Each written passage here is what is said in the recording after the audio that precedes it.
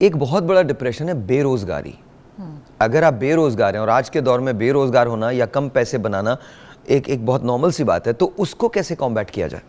अच्छा साहर, बेरोज़गारी की बहुत सारी वजूहात हैं। बेरोज़गारी हम आम तौर पे वैसे हम कहते हैं, और मैं इससे बिल्कुल 100% एग्री करती हूँ कि स्टेट की रिस्पॉन्सिबिलिटी है कि इन चीज़ों को ऑन करे, लेकिन पर्सनली भी हमें बहुत सारा इसके अंदर एफ़र्ट करनी चाहिए।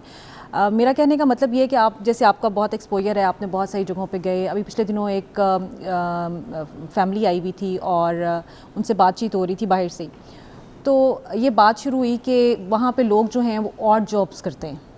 अच्छा, उन्होंने कहा कि ये कल्चर हमारे यहाँ पे है, हम कहते हैं कि ये लोग ऑड जॉब्स करते हैं, लेकिन वहाँ पे जो करने वाले ऑड जॉब्स हैं they are very comfortable, they are very I mean they never label के ये क्या जॉब कर रहे हैं और क्या नहीं कर रहे। हम यहाँ पे हर बंदा ये चाहता है कि हमें जब नौकरी मिलेगी इस लेवल की कि हमें कुर्सी और मेज और हम वाइट कॉलर जॉब जिसे आप कहते हैं। मैं आपको छोटी सी एक बात बताता हूँ, अभी उसके बाद आप बात कंटिन्यू कीजिएगा। मैं ब्राउन एंड रूट के लिए BNR के लिए जॉब करता था।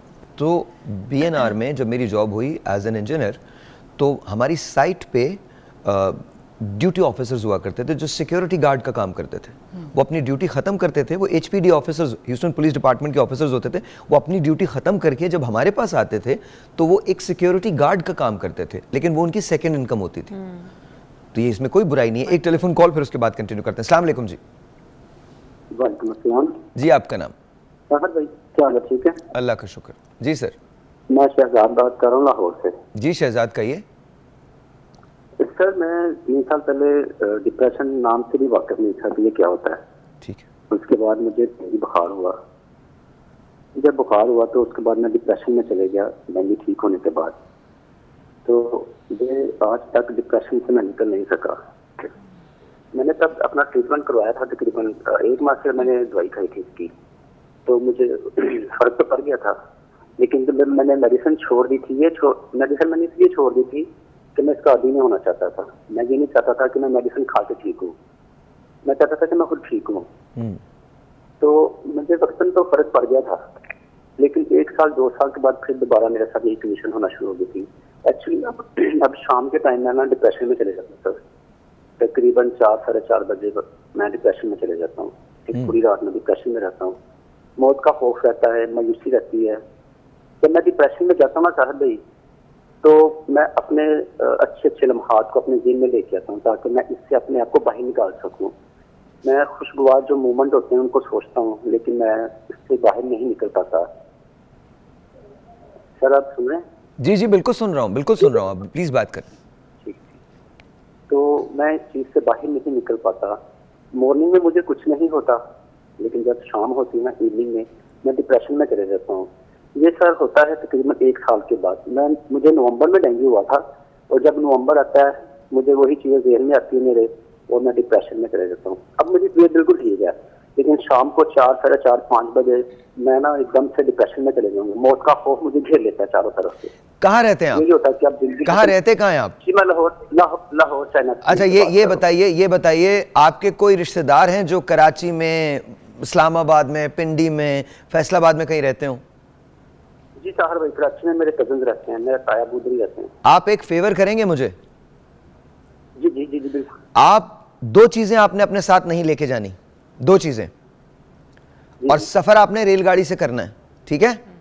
जी ठीक है, ठीक 2 चीजें आप साथ नहीं लेके जाएंगे, और इन 2 चीजों के बारे में पूछेंगे भी नहीं, ठीक है? एक सेलफोन नहीं लेके जाएंगे आप अपना, और एक घड़ी नहीं पहनेंगे, ठीक है? होगी। दूसरी चीज मुझे समझ में नहीं आई। मैं दूसरी चीज घड़ी, पहला तो सेलफोन आप नहीं लेके जाएंगे। सेलफोन होता है ना, सेलफोन, ठीक है सर, ये नहीं लेके जाएंगे। सेलफोन हो गया। दूसरी घड़ी मैं वैसे नहीं पहनता। और दूसरा, घड़ी आप वैसे भी नहीं पहनते?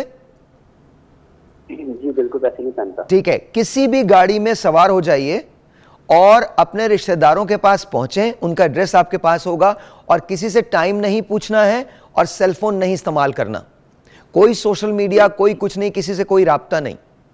और आप जरा ये करके देखिए, आपको बहुत ज्यादा फाका होगा। बाकी मैं डॉक्टर्स की तरफ आता हूं, ये आपको बताएंगे। जी, आप बता दीजिए पहले। अच्छा, ये जो इन साहब ने बात की है, थोड़ा सा सीजनल डिप्रेशन जो है उसकी तरफ जाता है। आमतौर पे विंटर्स जो होते हैं ना, उसमें लोग जो है वो डिप्रेशन का शिकार ज़्यादा होते हैं, बिकॉज डे टाइम जो है वो जल्दी ख़त्म हो जाता है। 5 बजे टाइम ख़त्म हो गया, उसके बाद आप समझते हो कि there is nothing to do. आपके पास बहुत सारे आवर्स ऐसे हैं जो कि अंधेरे में हैं और आप उस वजह से डिप्रेस होते हैं। तो आपने इनको बहुत अच्छा मशवरा दिया है कि जब आप ऐसी कंडीशन में हैं तो यू शुड ट्रैवल। अच्छा, मैं भी आपको अपने मैंने क्यों क्लाइंट्स को कहा ये इनको? मशवरा देती हूँ क्योंकि हमारे जो NLP है या ह्यूमन बिहेवियरल साइंस है, उसके अंदर दिमाग ने आपको ये बता दिया है कि 4:30 बजे आपको डिप्रेस होना है। True, अच्छा, true. ये आपके दिमाग ने आपको ट्रिगर किया है, आप डिप्रेस नहीं हो रहे हैं, आपको दिमाग ने आपको बता दिया है, तो आप सुपरफिशियली उस चीज के अंदर चले जाते हैं। आप यकीन माने किसी दिन आप बहुत मसरूफ हो जाएंगे ना, आपको पता भी नहीं चलेगा 4:30 बज भी 7:30 चुकेंगे। भी हो गए। हाँ जी, और बिल्कुल हो जाएगा। exactly. लेकिन घड़ी को लूज करें, घड़ी को लूज करें, और ये सेल फोन लूज करें, इसके अंदर भी टाइम नजर आता है। और उसके बाद आप देखिएगा क्या होता है, सोशल मीडिया से दूर रहें, खबरें ना पढ़ें, चने मिलते ना जो उस पे सफेद भुने हुए चने। प्लेटफॉर्म पे, उसको लेके खा लें, जिंदगी को बाहर देखें, जिस नॉर्मल छोटी छोटी सी चीजें देखिए, आप डिप्रेशन से बाहर आ जाएंगे। कुछ ऐड करना चाहती हैं आप? बिल्कुल सर, आपने अच्छी बात की, डॉक्टर साहबा ने भी ठीक कहा कि ये सीजनल डिप्रेशन ही है, लेकिन मैं थोड़ा सा उन चीज़ों पे भी बात करूंगी। हम डिप्रेशन देखें है, हाँ, इट बिल्कुल है। एग्जिस्ट एवरीवेयर, हर तरफ है, लेकिन मेरे ख्याल में हमें थोड़ा सा इन चीज़ों पे भी देखना है कि हमने इसको ओवरकम कैसे करना है। मैं अगर 2-3 चीज़ें बता दूं, दिस इज़ वेरी कॉमन, हम वैसे अपने तमाम क्लाइंट्स को ये बताते हैं, तो मैं यहाँ पे भी बता देती हूँ, और मेरे ख्याल में ये सब लोगों को बहुत हेल्प करेगा। आपने 3 चीज़ों पे काम करना है। द फर्स्ट थिंग इज़ 1 घंटा फिज़िकल एक्टिविटी अपनी डेली लाइफ रूटीन में ऐड करें। व्हाट्सएवर आपके पास जो कन्वीनियंट टाइम है, मतलब आमतौर पे हम सजेस्ट करते हैं कि अर्ली मॉर्निंग, बट मैं ये कहती हूँ कि अब आजकल का हमारा जो लाइफस्टाइल है उसमें आपको जब भी वक्त मिलता है, दोपहर में मिलता है, शाम में मिलता है, इवन कि अगर रात को 9 बजे भी मिलता है, जो भी आपका वर्किंग आवर्स हैं, 1 घंटा आपने फिज़िकल एक्टिविटी करनी है। अच्छा, फिज़िकल एक्टिविटी में एटलीस्ट 20 मिनट्स वो होने चाहिए जिसमें कार्डियो मीन्स अगर आप वॉक करें तो वॉक नहीं, बड़ी तेज़ वॉक। एक और टेलीफोन कॉल है, उसके बाद बताइएगा। 2 चीज़ें रहती हैं। 2 चीजें रहती है। पहली चीज तो जी आपने फिजिकल एक्सरसाइज करनी है, वॉक करनी है या कुछ भी करना है, पहली चीज। अस्सलाम वालेकुम जी। वालेकुम अस्सलाम वरहमतुल्लाहि वबरकातुहू। अस्सलाम वालेकुम जी। सर, आपका मेरी जी सर, मेरी आवाज आ रही है सर आपको? आ रही है सर। अच्छा, मैं अल्लाह से तार कर रहा हूँ सर, शेखुपुरा से एक ड्राइवर हूँ सर ये तकरीबन पिछले 15 मिनट से आपके प्रोग्राम में मैं कॉल करने की कोशिश कर रहा हूँ। पहली तो मेरी गुजारिश आपसे सिर्फ ये है कि मुझे प्लीज, मैं अपील करता हूँ आपसे, आप मुझे अपने प्रोग्राम में बुलाएं। अच्छा जी। जिस तरह आप ये बाकी लोगों को, अच्छे लोग हैं ये सारे, आपकी टीम भी अच्छी है, मुझे अपने प्रोग्राम में बुलाएं। ओके। दूसरी बात ये है मेरी कि ये जो गुर्बत पे आप बात कर रहे हैं, गुर्बत क्यों है, ये डिप्रेशन क्यों है, हम क्यों मर रहे हैं? यही MPA, यही MNA, यही जजेस, यही वकील, हम गरीबों को कहाँ इंसाफ मिलता है? इंसाफ लेने के लिए 80% लोग तो हम पहले ही मर जाते हैं। खुदारा इस मुल्क में कोई ऐसा निज़ाम हो जिसमें कि बंदा आवाज उठा सके। एक तो ये गुर्बत के नाम पे जो फैशन है, गुर्बत का नाम ले लेकर ये लोग MPA, MNA, मिनिस्टर बन गए हैं ये खुद ही गरीब। मेरी बात आप बिल्कुल लाइव चलाएं, लोगों को दिखाएं। मैं सिर्फ गुजारिश ये कर रहा हूँ कि हमारी गुर्बत का मजाक ना उड़ाया जाए, हमें प्लीज खुदारा जीने दिया जाए। ये चने खाने की बातें, ये दीन की बातें, पहली बात तो सिर्फ ये है कि जो मुफ्ती हजरात है ना, इनका काम है, मैं कोई गुस्ताखी नहीं कर रहा हूँ, अभी मेरे पे फतवा भी देखें अल्लाह देता साहब, बिल्कुल सही कह रहे हैं आप, लेकिन एक बात है, मैं हमेशा एक बात कहता हूँ कि इसका हल भी हमारे पास है। हम उठा के सारा ब्लेम कर देते हैं कि जी सियासतदानों ने कर दिया, इसने कर दिया, उसने कर दिया, बिल्कुल ठीक है, लेकिन हम 75 साल से हम खुद क्या कर रहे हैं? हम खुद भी तो यही कर रहे हैं।